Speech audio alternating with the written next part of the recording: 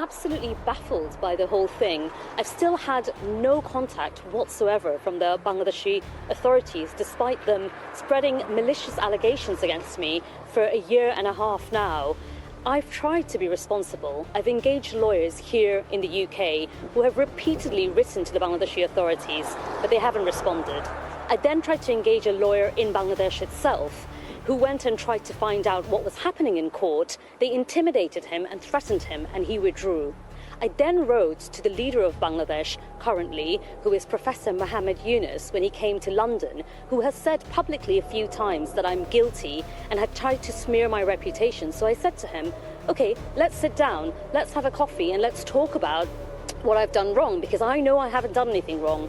He declined to meet me. So there's been absolutely no summons sent to me. There's no charge sheet. I've had no correspondence from them. I'm not difficult to find. I'm a parliamentarian.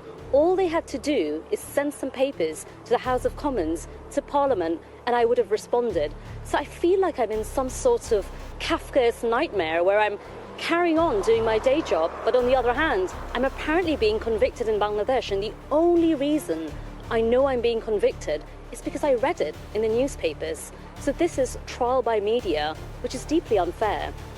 What do you plan to do now legally? I mean, do you want to go and try and clear your name in Bangladesh? Would you be prepared to travel there? Or are you sort of disregarding the verdict, I guess? I've looked very carefully at the allegation against me, because there were so many allegations that I wanted to see specifically this allegation. And I don't know how much you've looked into it, but I looked into it properly. The allegation that I've been convicted for states that when I was an opposition member of parliament here in Britain, used my political influence over my aunt, who was then the Prime Minister of Bangladesh, to convince her, or I suppose force her, to allow my mother, who is her sister, to purchase a plot of land in some random place in Bangladesh.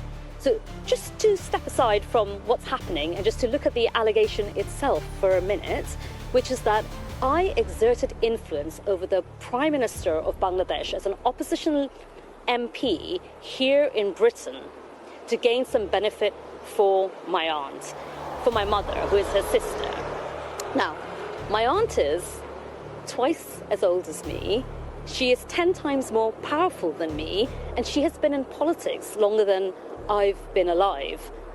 I want to see the evidence of how I influenced the Prime Minister in order to get this verdict. It just feels like a complete kangaroo court.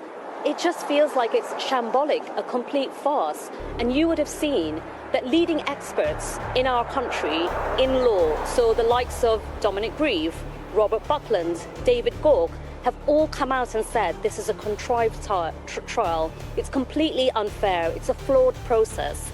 And just to remind you, the likes of Dominic Grieve, David Gauke, and also Robert Buckland are not of my political persuasion, but they've stuck their neck out and said this is unfair because the whole thing has been flawed from the beginning.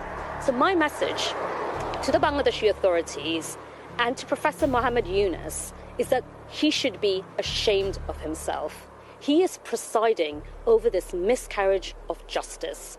What he's doing is relentlessly pursuing a personal vendetta, trying to smear my reputation and trying to drag a democratically elected member of parliament in Britain into the dirty politics of Bangladesh.